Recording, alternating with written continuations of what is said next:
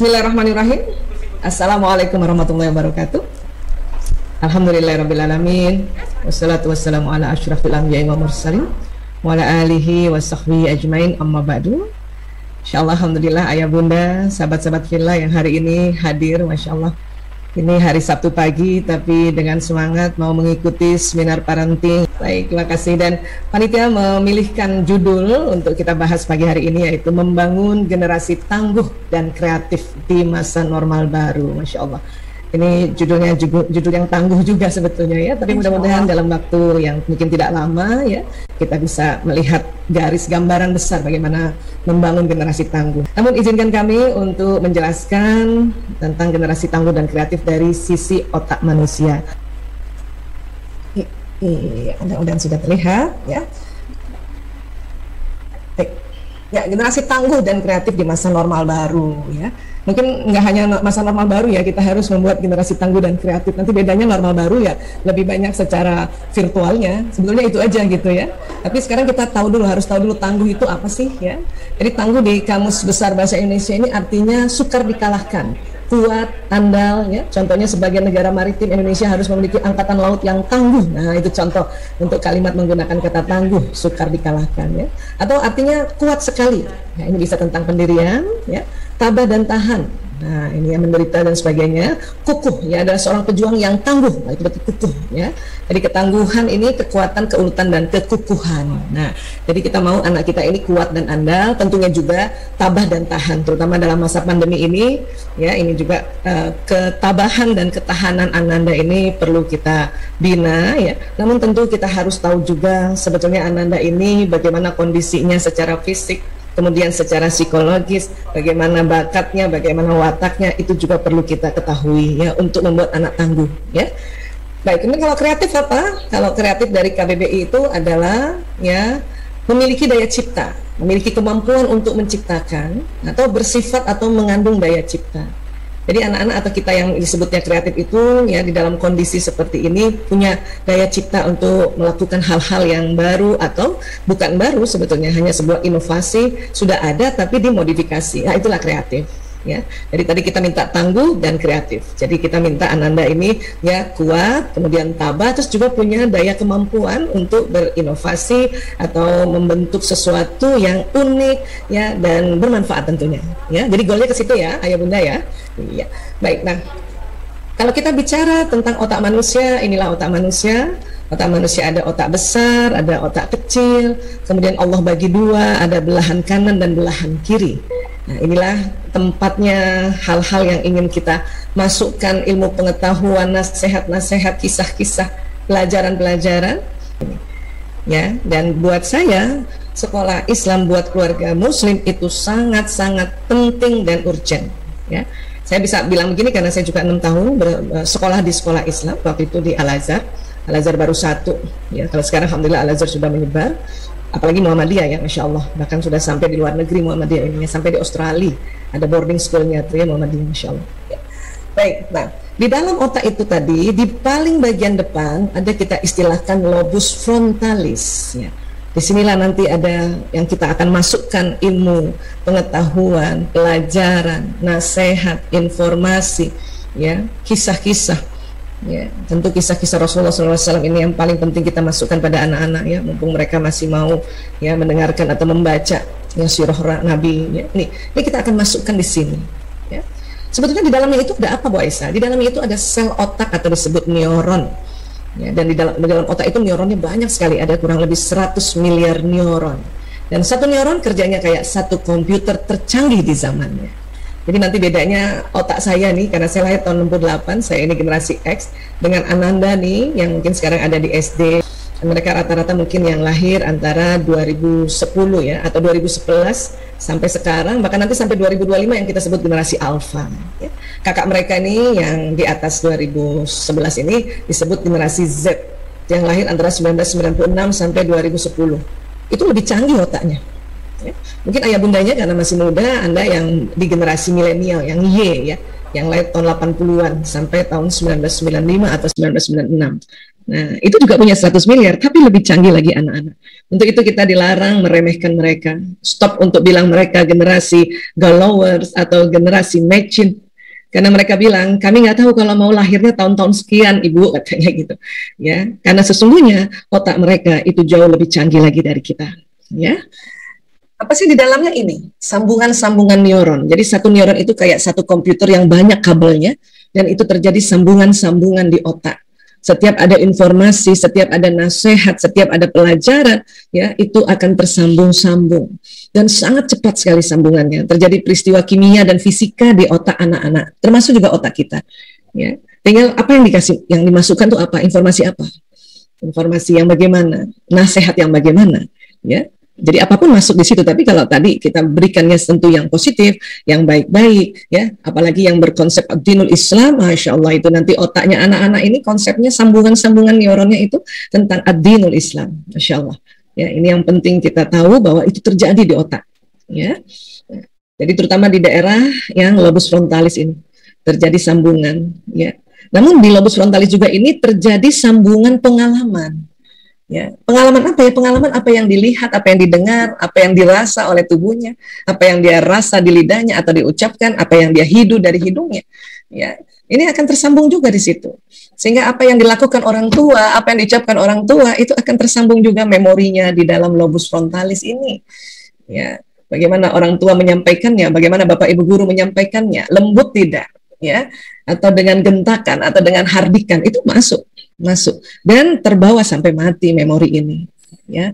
Makanya akan terjadi sambungan seperti ini. Tentunya kalau kita memberikan suri toladan pada Ananda, itu akan terjadi sambungan di otak neuron, ya, di lobus frontalis ini, suri toladan yang baik, ya.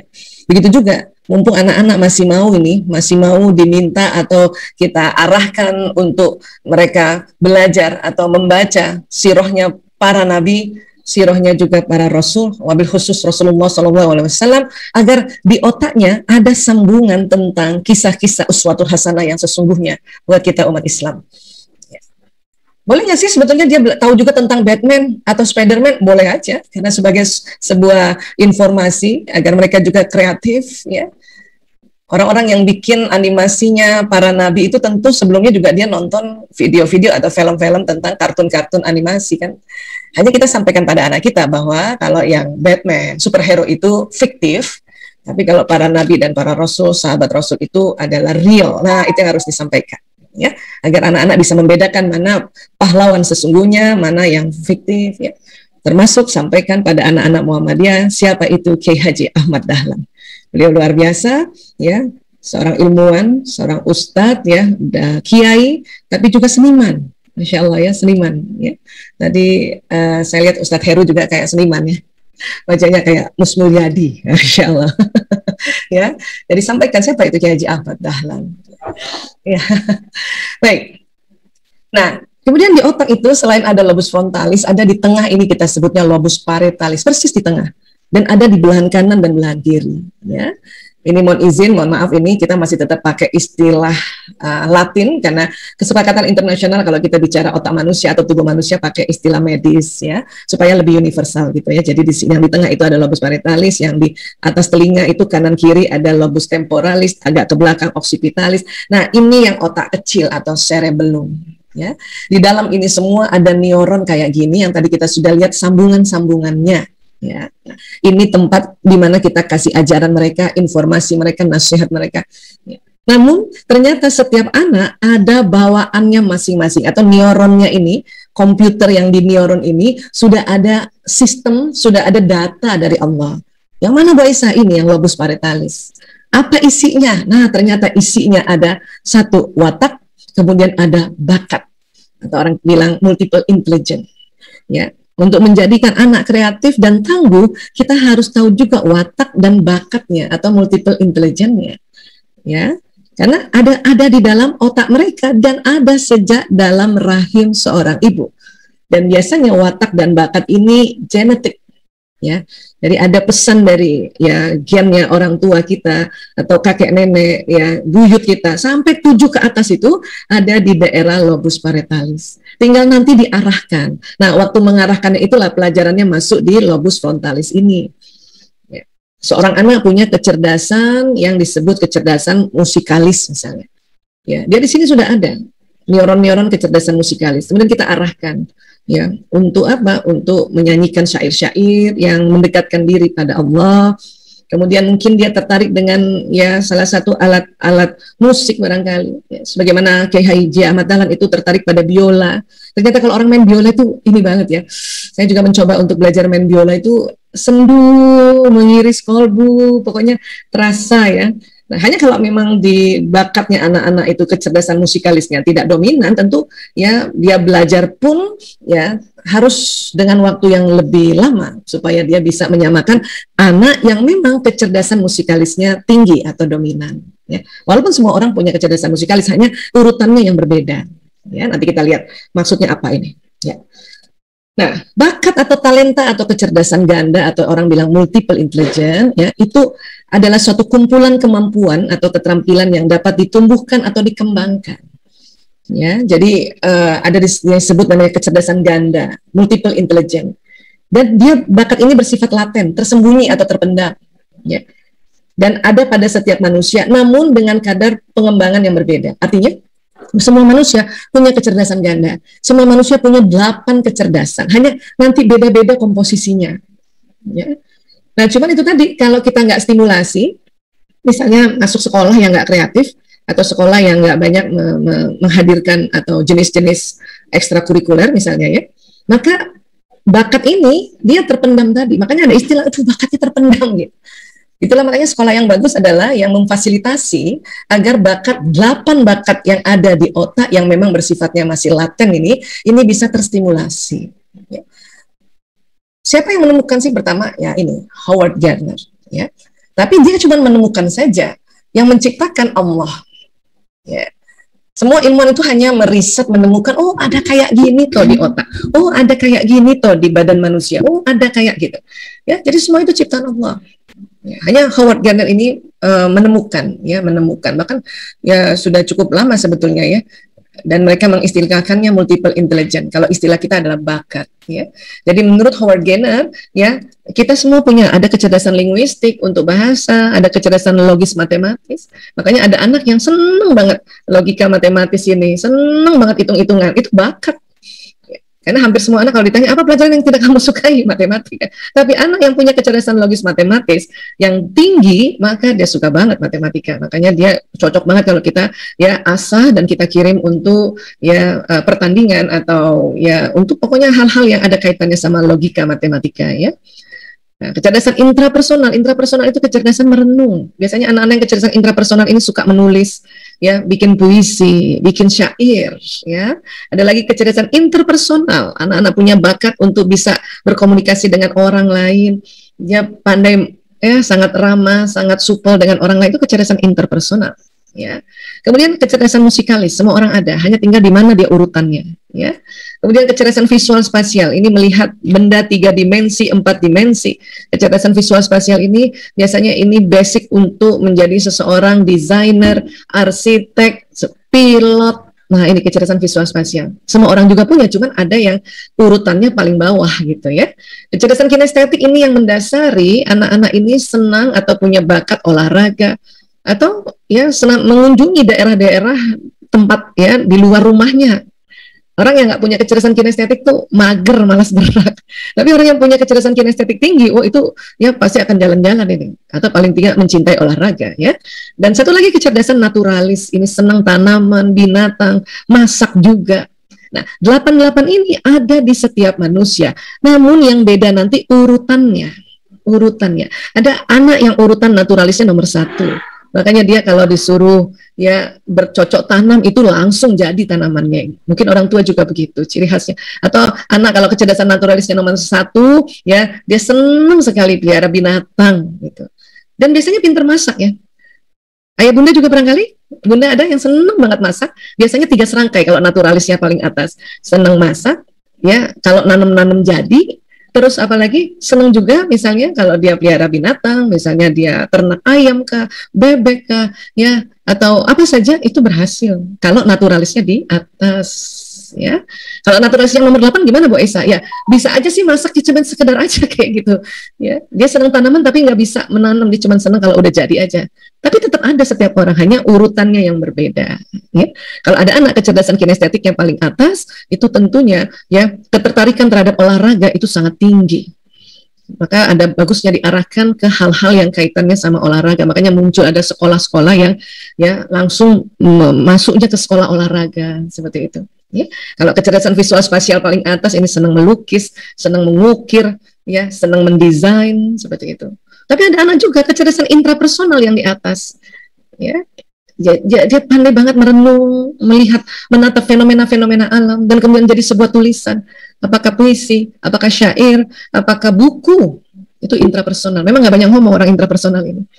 Ada juga anak yang di atasnya interpersonal, ya, human relationnya tinggi banget. Motivator-motivator itu biasanya kecerdasan interpersonalnya tinggi. Ditambah lagi nanti kecerdasan linguistik. Ya, jadilah ini multiple intelligence ini ada di otak kita masing-masing, ada di anak-anak. Bunda bisa cek ya bagaimana kecerdasan anakku ini yang 8 ini bagaimana urutannya. Itu banyak sekali tes-tes tentang kecerdasan multiple ya. Atau Anda bisa juga pergi ke psikolog atau juga ada tes tentang fingerprint. Nanti kalau sudah keluar hasil tesnya, perhatikan urutan 1 2 3 4 ya. 4 urutan inilah yang kalau digabungkan, inilah anak akan kreatif dan juga tangguh dari ya sisi multiple intelligence-nya. Ya, dan itulah yang kita arahkan ya untuk dia diperkuat lagi. Bu Esa, bisa kan 88 nih kita perkuat? Sesungguhnya bisa, cuman waktunya nggak cukup.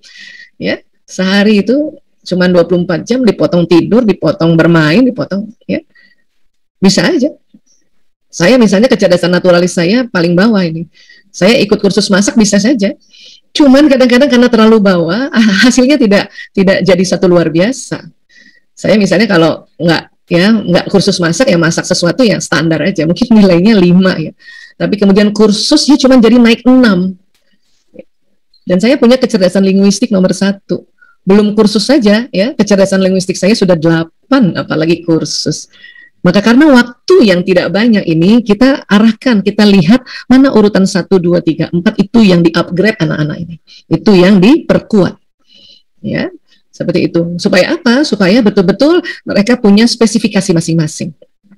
Dan saya juga gitu, kalaupun saya mau minta tolong masak, karena saya tahu saya kecerdasan naturalis saya nomor 8, saya minta mendingan telepon adik saya yang memang pinter masak, dia kecerdasan naturalisnya nomor 1. Nah, disinilah anak-anak atau diri kita harus tahu yang disebutnya teamwork. Ya, kita harus sama-sama ngerti bagaimana kerjasama gotong royong sesuai dia punya talenta masing-masing.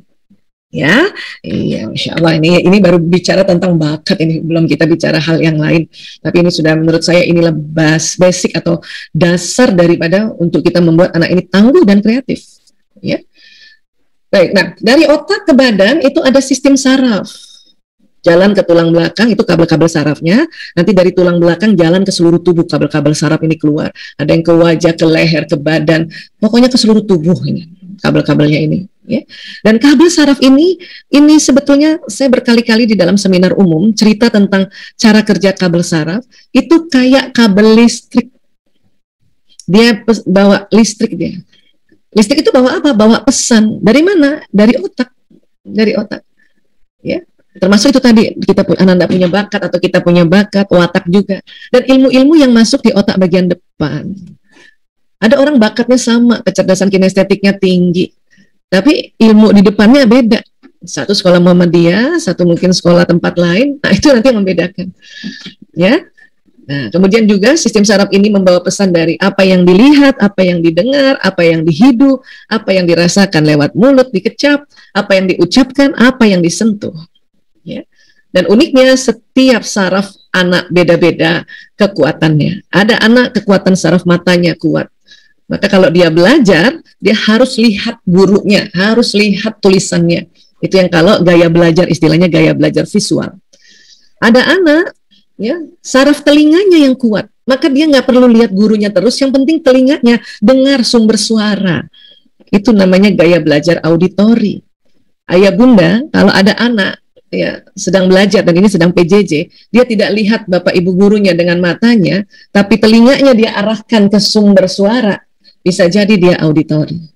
Atau dia senang belajar sambil dilafazkan itu pelajarannya, atau harus ada musik kah, atau senang belajar di tempat yang ramai, itu berarti sistem saraf telinganya lebih kuat menangkap informasi dibanding saraf yang lain. Walaupun matanya tetap mengambil, menangkap, ya, jadi auditori. Oke, ada nggak siapa ayah bunda yang waktu sekolah itu harus baca soal harus dilafazkan itu ya? Nomor 1 diketahui seorang ibu membeli gitu ya, itu berarti auditori karena harus bunyi. Ya, atau ada anak yang bunda ceritain, bunda bacain, itu, nah itu adalah anak gaya belajar auditori. Matanya tetap bisa melihat, tetapi auditorinya lebih kuat. Ya. Ada anak lagi yang unik ya, sistem saraf tangan dan kakinya yang lebih kuat menangkap informasi, sehingga kalau dia mendengarkan informasi dari bapak ibu guru, dia harus gerak-gerak. Itu namanya gaya belajar kinestetik. Dia harus gerak-gerak, pegang mainan, atau jalan-jalan bawa gadgetnya, dia jalan ke sana ke sini, naik turun tangga, itu namanya gaya belajar kinestetik. Kenapa? Karena sistem saraf tangan dan kakinya itu lebih kuat menangkap informasi dan dia harus gerak. Ya, jadi ayah bunda kalau lihat anak-anak belajar kayaknya tidak tenang, bisa jadi ananda tuh gaya belajarnya adalah kinestetik. Atau dia sambil main yoyo, sambil main bola, ya pokoknya gerak sana gerak sini, itu gaya belajarnya kinestetik. Dan nggak perlu dimarahin, ya. Justru kalau kita suruh diam, maka dia nggak cepat ngerti, informasi nggak cepat masuk di otaknya, karena sistem saraf di bagian tangan dan kakinya lebih kuat menangkap dibanding mata dan telinganya. Ya. Namun semuanya nyala sebetulnya, hanya ada dominannya. Ini perlu juga kita tahu, ya. Nah, jadi apa yang ada di otak ini akan jalan ke sistem saraf, membentuk perilaku. Karena sistem saraf ini kayak kabel listrik. Tentu ya, apa yang kita ajarkan di depan dan masuk di otak depan itu juga jalan di badan. Sehingga ajaran-ajaran, nasihat-nasihat, ilmu-ilmu, ya, pengetahuan-pengetahuan, kisah-kisah, arahan-arahan itu masih mereka pentingkan untuk menjadi seseorang yang tangguh dan kreatif, ya. Karena potensinya memang sudah ada di mana, di lobus parietalis. Ini potensi. Namun tetap harus dibimbing karena di lobus frontalis ini akan memberikan informasi yang nanti berkaitan dengan apa yang ada di lobus parietalis agar dia jalan lewat batang otak ini, lewat sistem saraf di tulang belakang. Ya. Ada anak sama nih punya kecerdasan bahasa, tapi satu sekolahnya di Muhammadiyah, satu lagi sekolahnya tempat lain. Nah, itu yang nanti membedakan. Mungkin anak yang punya kecerdasan bahasa, dia diajak lomba pidato, ya bagus, dia senang, minat. Tentu kalau yang sekolahnya di sekolah Islam, tentu isi pidatonya tentang konsep-konsep Adinul Islam, ya, tatanan pidatonya itu jelas, ada doa pembuka, ya, ada doa penutup juga, kan gitu. Nah, itu nanti yang membedakan, ya. Oke, nah sekarang, dan di dalam otak juga ada namanya otak reptil. Ini otak reptil di daerah batang otak. Ini yang kadang-kadang kalau otak reptil atau batang otak ini tegang, maka ilmu yang di otak susah keluarnya, atau kita ajarkan anak-anak, kita nasihati anak-anak, susah masuk di otaknya. Kenapa? Batang otaknya tegang. Ini yang sering, kenapa ya anak saya sudah saya ajarin berkali-kali, susah banget. Kata ayah bunda barangkali begitu. Itu karena waktu diajarkan, batang otak sedang tidak rileks. Sehingga ilmu hanya sampai di batang otak, dan dia hanya ingat 1 kali 24 jam. Ya. Bagaimana dong Bu Aisyah untuk merilekskan batang otak? Nah, batang otak ini rileks dengan cara apa? Ya, dengan cara kita menyampaikan sesuatu dengan lembut. Ya. Dengan cara apa lagi? Batang otak ini bisa rileks. Kita harus ngerti ini anak laki-laki atau anak perempuan. Bagaimana lagi batang otak supaya rileks? Ya, anak-anak ajarkan untuk senantiasa istighfar. Karena pada saat kita istighfar, batang otak kita yang tadinya tegang jadi rileks. Memangnya kenapa kalau batang otak ini tegang? Batang otak kalau tegang ada 2 respon tubuh yang dilakukan. Apa itu? Fight or flight, serang atau kabur. Nah itu.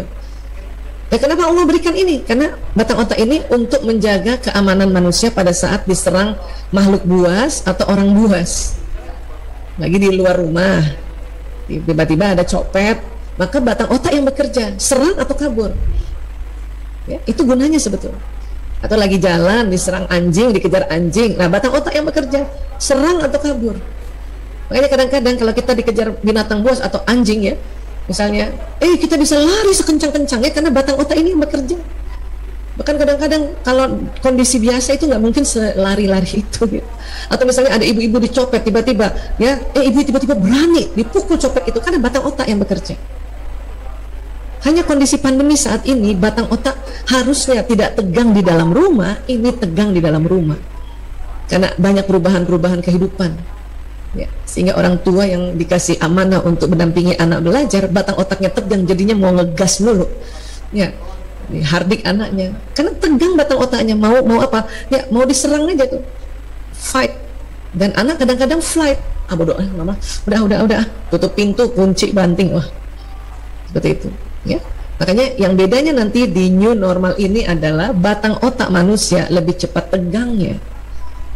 Dan untuk bisa batang otak ini rileks, itu tadi kita banyak istighfar, astagfirullahaladzim, tarik nafas panjang ya, banyak berzikir, la ilaha illallah, la haula wala quwata illa billahil aliyul lazim, agar batang otak yang tegang ini jadi rileks, sehingga nanti kita ingat ilmu kita di otak. Oh iya ya, oh kayak gini tuh, oh ya. Karena orang tua, karena PJJ banyak sekali orang tua batang otaknya tegang ya, selalu mempertanyakan, ini PJJ efektif apa enggak sih gitu. Efektif bunda, efektif ayah, kondisi sekarang ini efektif ya, apalagi anak-anak era digital itu lebih senang belajarnya dengan lihat digital daripada langsung lihat orangnya. Hanya karena kita batang otaknya tegang, kita lupa bahwa yang memberikan ilmu itu Allah Ta'ala ya. Makanya sebetulnya Bapak Ibu guru kan hanya memberikan informasi, nanti yang memberikan ya kecerdasan itu Allah, yang memberikan pengetahuan itu, yang membuka ini Allah, karena Allah alimul ghaib wa syahadah ya, Allah ar-rasyid. Tapi kalau batang otak kita tegang, kita marahin anak terus karena dia nggak mau taat misalnya, atau nggak mau mengikuti PJJ dengan semangat. Istighfar aja bunda, kalau lihat anak belum semangat lagi ikut PJJ gitu ya, lihat YouTube-nya atau lihat gadgetnya nggak semangat, istighfar bunda, yang istighfar dan doakan, ya Allah tambahkan ilmu, tinggikan kecerdasan anakku. Mungkin saat ini dia dengarkan informasi dari Bapak Ibu guru, tapi ilmunya dari Engkau ya Allah. Dia mengerti pada saat apa? Nonton TV malah dia mengerti apa yang tadi diinformasikan oleh Bapak Ibu guru. Waktu dia bermain dia mengerti ya. Atau waktu dia bersenda gurau dengan saudaranya baru dia mengerti. Atau waktu dia nonton film dia mengerti. Itu. Jadi kita gunanya supaya batang otak kita juga tidak tegang, maka banyak istighfar ya bun. Nah, selain batang otak ada namanya limbic system, otak emosi. Ini persis di tengah otak. Ini juga sering tegang. Cuman kalau emosi ini bukan hanya dua ya. Kalau otak emosi ini, disinilah ada sedih, ada takut, ada buru-buru, ada marah, ada sombong. Tapi yang namanya emosi bukan hanya yang negatif, ya ada yang positif juga. Ada semangat. Di sini ada semangat. Di sini ada bersyukur atau menerima. Di otak emosi ini ada damai. Di otak emosi ini ada enlightenment, pencerahan. Tinggal ya pada saat emosi kita sedang negatif, sekali lagi dengan istighfar bisa naik menjadi emosi positif. Ini lagi. Kok gampang banget boleh saya istighfar aja? Iya memang. Itu udah diteliti. Ya. Jangan main-main sama istighfar. Istighfar itu luar biasa, Masya Allah. Ya. Oke. Nah, kalau gitu buat anak-anak ini harus apa aja sih yang kita pelajari Bu Aisyah? Satu, senantiasalah ikhtiar untuk kita belajar bersikap lembut pada mereka. Ya. Dua, belajar juga tentang bahwa anak laki-laki dan anak perempuan itu beda. Ya. Kemudian belajar juga watak anak-anak ini beda. Anak pertama beda dengan kedua, bahkan kembar sekalipun ya, seandainya kembarnya juga ini identik, yang sama mukanya, sama jenis kelaminnya, tapi wataknya beda. Itu perlu belajar juga ya. Kemudian fahami tadi bakat anak-anak. Tadi saya sudah sampaikan sedikit tentang bakat anak-anak. Kalau bunda sudah bisa nih berikhtiar, tahu ya bagaimana berusaha terus belajar dimanapun oleh siapapun untuk senantiasa ingat untuk bersikap lembut pada anak-anak. Alhamdulillah, berarti bunda sudah belajar untuk terus berikhtiar ya. Kadang hari ini berhasil, kadang besok nggak berhasil loh bunda. Itu juga wajar ya. Hanya ikhtiarlah terus untuk lembut ya. Kemudian belajar juga tentang, oh anak saya laki-laki, pantas cara berpikirnya kayak gini. Oh anak saya perempuan, pantas sikapnya kayak gini. Watak juga perlu belajar. Mungkin hari ini kita kalau nggak sempat ya teman-teman ayah bunda bisa juga searching di seminar-seminar umum, banyak yang menceritakan tentang watak, termasuk kami juga ya. Dan bakat ya. Tadi bakat kita sudah tahu ada 8 jenis. Bahkan sekarang ditemukan lagi 9 jenis, yaitu ya bakat kecerdasan spiritual. Biasanya anak-anak indigo itu yang punya kecerdasan spiritual tinggi. Tapi rata-rata 8. Cuman 8 itu urutannya nggak sama, anak pertama sama anak kedua, anak ketiga nggak sama urutannya. Murid 1, murid 2, murid 3 nggak sama urutan 8 tadi. Makanya perlu tahu kira-kira urutannya nomor 1, 2, 3, 4, 5, 6, 7, 8 itu kayak apa. Nah ini dibutuhkan teknik-teknik yang bisa dicari mungkin dengan teman-teman psikolog barangkali ya, atau dengan cara-cara sekarang banyak banget ya di Google itu cara-cara mengetahui bakat, urutan bakat, atau pakai fingerprint itu juga bisa ya. Baik, nah bersikap lembut ya. Ini jelas surat Ali Imran 159. Bismillahirrahmanirrahim. Fabima rahmatin minallah lintalahum walau kunta fazzan ghalizal qalb lan faddu min haulika. Maka disebabkan rahmat dari Allah lah kamu berlaku lemah lembut terhadap mereka. Sekiranya kamu bersikap keras lagi berhati kasar, tentulah mereka menjauhkan diri dari sekelilingmu. Saya sejak tahun 98 urus anak narkoba, dan tahun-tahun terakhir ini urus anak-anak penyimpangan seksual dan juga anak-anak yang berubah orientasi seksualnya atau LGBT. Itu karena orang tuanya keras dan berhati kasar. Mereka menjauh dari orang tua, di luar rumah yang tercetus oleh bandar narkoba, mafia, komunitas yang keliru. Kan sekarang pandemi Bu Aisyah, dia nggak bakal keluar-keluar, siapa bilang? Ya, walaupun anak kita di rumah, dia bisa ya menjauh dari kita. Kunci kamar, ya dia searching, ya semua akses-aksesnya gampang sekarang ya. Kita tahu memang teknologi banyak sekali manfaatnya, tapi salah satunya pada saat anak dikerasin dan dikasarin, maka dia akan mengakses yang negatif-negatif. Itu inti sebetulnya ya. Bu Aisyah, saya sudah lembut tapi anak itu masih ngeselin. Allah ajarkan kita, fa'fu anhum wastaghfir lahum. Karena itu maafkanlah mereka dan mohonkan ampun bagi mereka. Ya Allah, saya maafkan anakku ya Allah. Sebut siapa anaknya yang Anda rasa tadi sudah lembut tapi ini anak masih ngeselin. Ampuni dia ya Allah. Ini yang kadang-kadang orang tua belum lagi auto atau belum lagi melakukan ya sikap-sikap seperti ini. Ya. Baru nanti wasyawirhum fil amri, dan bermusyawarahlah dengan mereka dalam urusan itu atau dalam suatu urusan. Jadi kalau Bunda misalnya mau musyawarah tentang ya berapa lama main gamenya di gadget itu, berapa lama kamu boleh ya chatting di game itu dan sebagainya, harusnya kan musyawarah. Nah, tapi sebelum musyawarah harus ada langkah-langkah. Satu, minta lemah lembut. Ya. Orang tua sama anak itu susah banget lemah lembut. Orang tua sama anak itu otak emosinya selalu mau cepetan gitu. Tapi kalau sama anak orang lain, ya kita bisa lebih cepat lembutnya loh. Coba ingat-ingat, ya ayah bunda pada saat sama ya ponakan atau anaknya sepupu atau anak tetangga, itu masih bisa langsung lembut. Kamu apa kabar gitu. Pas datang anak kita, ya itu kita langsung cemberut bisa loh. Ya. Makanya kalau ada orang tua yang bisa lembut sama anaknya, itu rahmat Allah turun. Makanya minta, ya Allah mohon lemah lembut ya Allah, mohon lemah lembut ya Allah. Jadi lemah lembut itu rahmat dari Allah. Ya, susah banget sih biasanya minta lembut terus. Ini loh udah diingetin sama Allah. Sekiranya kamu bersikap keras lagi berhati kasar, mereka menjauh dari sekelilingmu. Ya, saya 22 tahun ngurus anak-anak yang terkena dampak mafia narkoba. Itu karena keras dan kasar orang tua. Ya, tegas gimana Bu Aisyah? Tegas lain. Tegas itu kan bisa lembut kan? Bunda, aku malam minggu pergi ya nonton jam 12 malam. Tidak nak, itu tegas tapi mukanya lembut. Bahaya nak, itu tegas tapi lembut disampaikan. Ya. Dan tentu maafkan dulu anak-anak. Ya Allah, saya maafkan anakku ya Allah. Kemarin udah janji main cuma setengah jam, ini udah 3 jam main. Ampuni dia ya Allah. Ya, itu harus kita lakukan. Baru ajak musyawarah lagi. Ya, baru ajak musyawarah lagi. Kemudian ini ditekankan oleh Allah, fa'idha azamta fatawakkal 'alallah innallaha yuhibbul mutawakkilin. Ya. Kemudian apabila kamu telah membulatkan tekad pada saat musyawarah ini, sudah dapat hasilnya dan membulatkan tekad dari hasilnya, kita disuruh tawakal. Karena banyak ayah bunda setelah musyawarah, sudah negosiasi sama anak, ragu. Aduh, tadi kok saya bilang dia boleh main 2 jam ya? Aduh, nanti gimana ya? aduh nanti bahaya nggak ya, aduh, nah itu yang Allah nggak suka. Kalau sudah bulatkan tekad, karena hasil negosiasi, hasil boleh main anak 2 jam, karena tadinya orang tua minta setengah jam, anak mintanya 4 jam, akhirnya negosiasi, kasih alasan-alasan, akhirnya dapat 2 jam. Sudah tawakal pada Allah bunda, nggak usah ragu. Karena kalau ragu apa yang terjadi, hari ini boleh 2 jam, besok bunda marah-marah, kenapa sih mam?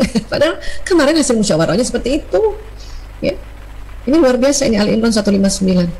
Bahkan saya gunakan Ali Imran 159 ini untuk anak-anak yang terlanjur pakai narkoba atau yang jadi gay, orang tuanya saya suruh pakai lagi Ali Imran 159.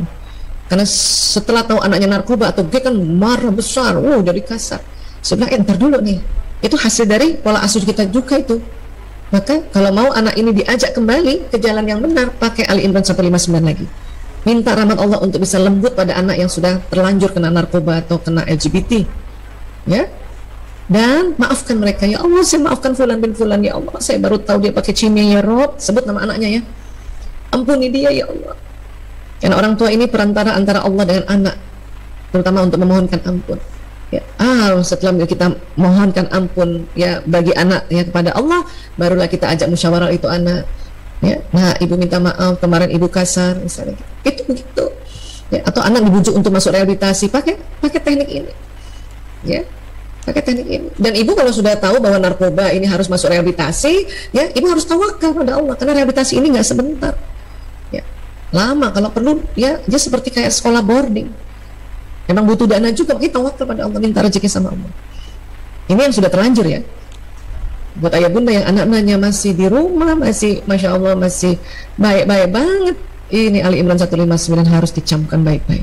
Ya, ya baik, sedikit lagi ya. Walaysa zakaru kal unsa, laki-laki nggak sama dengan perempuan. Itu Ali Imran ayat 36, sudah banyak penelitiannya. Ya, apanya nggak sama Bu Aisyah? Ya, otak terbagi 2, ada otak kanan, ada otak kiri. Ya, konsep otak kanan, otak kiri sudah lama ditemukan juga tahun 70-an. Otak kanan ini otak bermain, otak melihat warna, otak rileks, otak imajinasi, otak intuisi, ya, bahkan disebut juga otak kreativitas. Ya. Kiri otak analisa, otak serius, otak berhitung, matematika, bahasa, teratur, disiplin, itu otak kiri. Dan manusia punya otak kiri dan otak kanan. Artinya apa? Manusia bisa serius, bisa juga rileks. Perpaduan 2 ini bisa membuat kreativitas sebetulnya. Ya. Tapi perkembangan waktu masih kecil antara anak laki-laki dan perempuan, sambungan otaknya itu berbeda. Ya. Sambungan apa Bu Aisyah? Itu tadi yang kita lihat tadi, itu yang kayak kabel-kabel tadi ya, ayah bunda ya, bapak ibu guru ya. Nah, ini sambungan otak pada anak perempuan dan anak laki-laki, pada otak kiri kanannya itu ada perbedaan. Ya.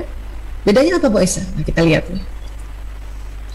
Anak 0 sampai 6 tahun, tadi kita udah belajar ini otak kanan, otak kiri ya. Anak perempuan, sambungan otaknya kiri dan kanan seimbang. Anak laki-laki, kanannya lebih dominan. Masih ingat tadi bunda otak kanan apa? Otak bermain. Otak kreatif, otak rileks, otak santai, otak gerak. Otak kiri baru otak bahasa, otak matematika, hitung-hitungan, otak teratur tuh kiri. Coba lihat perbandingan. Siapa punya anak laki-laki boleh angkat tangan, saya mau lihat. Oh, Masya Allah. Ada yang masih di bawah umur 6 tahun bunda? Ya, oke. Siapa juga punya anak perempuan, tapi punya juga anak laki-laki. Lihat perbedaannya. Anak perempuan dari kecil sudah bisa diajak bicara, bukan? Anak perempuan umur 3 tahun, ini kan otak kiri kanannya sudah seimbang. Otak analisa, otak kiri dan otak kreatifnya sudah seimbang ya. Bunda, aku mau pakai baju pink aja. Aku mau pakai baju pink soalnya baju aku pink. Itu anak perempuan. Karena dia pandai menganalisa. Ini coba lihat anak laki-laki. Dia masa bodoh dengan warna baju. Yang penting bajunya di depannya ada gambar motor, mobil, kartun. Karena otak ya kreativitas. Ya, dia senang warna yang merah gitu, yang warna dasar. Warna merah, biru. Ah, itu anak laki-laki. Tapi antara atas dan bawah itu nggak sama, anak laki-laki nggak masalah karena kirinya dia belum menganalisa. Ya, anak perempuan diajar membaca itu enak banget bunda. Ya, tapi anak laki-laki ya dia belum bisa baca, tapi lihat deh, main aja kerjanya, betul? Main mobil-mobilan, karena apa? Karena otak kanan.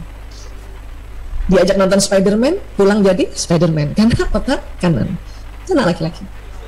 Belum bisa membaca sudah bisa main PlayStation. Dia belum bisa baca loh, petunjuk-petunjuk di kotak itu dia belum baca. Tapi kanannya laki-laki karena otak bermain dan otak teknologi, dia tahu cara mainnya, tahu bagaimana loncat itu, bagaimana lari itu, ya karakter yang ada di gadgetnya itu. Laki-laki. Makanya kalau mengajarkan baca anak laki-laki, bunda hanya pakai kertas saja, kemudian bunda tulis misalnya cuma BO ala bola, anak perempuan cepat ngerti. Laki-laki kalau cuman itu kasihan, dia tersiksa karena kirinya belum lagi berkembang. Mau tak bahas di sini.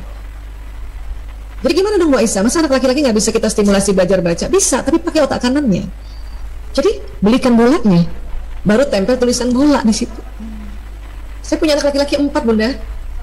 Untungnya waktu mereka kecil saya sedikitnya belajar ini, sehingga di rumah dulu ya semua benda-benda itu, meja, kursi, gelas, cangkir, saya ada tulisannya. Supaya buat anak laki-laki waktu belajar membaca dia lihat benda yang asli. Kenapa? Otak kanannya membutuhkan itu. Memangnya nggak cukup cuman kasih gambar saja, bisa, tapi lebih bagus lagi yang bendanya 4 dimensi. Kalau perempuan memang otak kanannya juga berkembang ya, tapi kirinya udah ngerti, dia dikasih tulisan, dikasih gambar udah ngerti. Ini saya bicara pada umumnya ya, karena nanti ada ya 10% anak perempuan yang agak tomboy, otaknya kayak laki-laki, dia kayak gini, jalan aja terus ya, main aja terus, baca susah. Nah itu karena dia agak tomboy ya, peta otaknya peta laki-laki. Ya, nah, oke. Jadi kalau mau kita ajarkan anak laki-laki membaca, pakai itu benda-benda. Dulu anak saya supaya tahu tulisan ibu, IBU, saya tulis di kertas, ibu saya tempel di dada saya itu. 1 hari aja saya pakai, dia ngerti, oh itu tulisan ibu. Dan saya dipanggil anak saya Ibu Isa, jadi tambahin lagi Ibu Isa. Oh itu tulisan Ibu Isa, itu ngerti. Dan anak laki-laki senang dengan cara kayak gitu. Menghafal Quran, anak laki-laki lebih senang loncat-loncat. Ya, misalnya ayat itu menceritakan tentang langit atau tentang tumbuhan, dia lebih senang lihat langsung, nyambung itu. Ya. Nah sekarang 6-12 tahun apa yang terjadi? Perempuan kiri kanan masih seimbang, laki-laki tetap kanannya, kirinya baru mulai. Makanya dikatakan anak laki-laki baru umur 6 tahun siap belajar membaca dan berhitung. Itu makanya masuk SD dikasih target umur 7 tahun sebetulnya menyelamatkan anak laki-laki. Dengan kurikulum SD yang kayak sekarang, yang banyak analisanya. Anak perempuan 5 tahun setengah, Bu Aisyah, anak perempuan 5 tahun setengah, anak saya bisa masuk SD. Iya karena dia udah seimbang kiri kanan. Tapi kanannya perempuan kalah dengan kanannya laki-laki. Laki-laki itu jago teknologi. Kan ini otak bermain, iya, dia otak bermain bersama juga dengan otak teknologi. Makanya jarang sekali anak laki-laki SD ranking 1 bunda. Siapa yang anak laki-lakinya nggak pernah ranking 1? Ya, itu jarang. Kenapa? Kalau sekolah itu yang dianggap ranking hanya matematika, bahasa, datang dengan tepat waktu, disiplin, itu ranahnya otak perempuan. Ya. Tapi kalau sekolah itu bukan hanya matematika, bahasa teratur yang dinilai, tetapi jago ya basketnya, jago futsalnya, itu laki-laki bisa menang itu. Jago main game online-nya, oh laki-laki menang bunda. Ya, makanya kalau ada sekolah yang bagus, dia menilai tidak hanya intrakurikuler, ekstrakurikuler, makanya laki-laki insya Allah dia bisa ranking 1 di situ. Ya, nah ini harus paham loh. Karena bunda kadang-kadang kita kalau nggak ngerti perkembangan otak, kita suka banding-bandingin sama kakaknya yang perempuan lah, ya temennya yang perempuan atau sepupunya yang perempuan. Datang ibu nih sepupuan, ya satu anaknya perempuan, satu anak yang laki, lihat-lihatan angka, anak laki ya udah di atas KKM 1 aja udah syukur bun. Untuk pelajaran matematika, bahasa, keteraturan. Saya bilang begitu sama anak saya, Nak, kalau matematika KKM-nya 75, kamu 76, itu udah keren banget, Nak. Karena kita cuma gitu. Tapi apa yang terjadi karena dia tidak tertekan, dia malah jadi 80, 80. Tapi saya bikin, tapi Nak, ya olahraga, futsal, basket harus A, komputer harus A, game online harus A. Gitu. Ya, semangat anak-anak. Itu anak laki. Alhamdulillah anak saya juga yang pertama sudah dokter, yang kedua mungkin tahun ini dokter, yang ketiga juga mahasiswa dokter, yang keempat memang kelas 12 dan hari ini sedang sedang ke Bandung karena besok mau UTBK juga mau ambil kedokteran. Anak laki-laki ya. Kemudian 12 sampai 18 perempuan memang masih kiri kanan, yang laki-laki kirinya sudah ngejar tapi kanan masih dominan. Maka waktu SMP anak laki-laki sudah mulai bisa menganalisa. SMA juga lebih keren lagi. Kapan anak laki-laki kiri kanannya nyaris seimbang? Di atas 18 tahun. Laki-laki waktu mahasiswa keren banget. Siapa yang masih punya anak laki-laki masih SD? sabar sampai dia mahasiswa ya. Temani mereka ya dengan mengetahui tentang otak. Laki-laki keren banget waktu mahasiswa. Keren. Coba cek deh. Ketua Senat laki apa perempuan? Pasti laki-laki. Ketua umum ya. Ketua BEM pasti laki-laki. Pimpin demo pasti laki-laki itu. Karena otak kiri dan kanannya sudah seimbang. Ya, sudah seimbang. Perempuan waktu SD, SMP, SMA bisa jadi ketua kelas, bisa jadi ketua OSIS. Tapi nanti mahasiswa perempuan kembali fitrah. Apa? Seksi konsumsi. Bendahara. Ya, kesekretariatan. Kalaupun ketua paling ketua 1, ketua 2 gitu. Pasti laki-laki. Jadi ayah bunda, dari perkembangan otak, fahamilah bahwa memang anak laki-laki Allah kasih karunia otak kanannya yang dominan lebih dahulu. Maka jangan heran kalau dia bermain, dia tertarik pada teknologi, ya, dia lebih banyak melamun atau merenungnya karena dia sedang mengakses imajinasi, intuisi, ya.